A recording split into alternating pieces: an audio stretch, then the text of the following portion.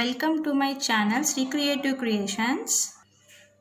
మనం paper weight చేయబోతున్నాం అనమాట. పేపర్స్ ఎగిరిపోకుండా మనం వెయిట్ పెడతాం కదా, సో అది దానికి కావాల్సింది 1 wood piece, plasters and balloons.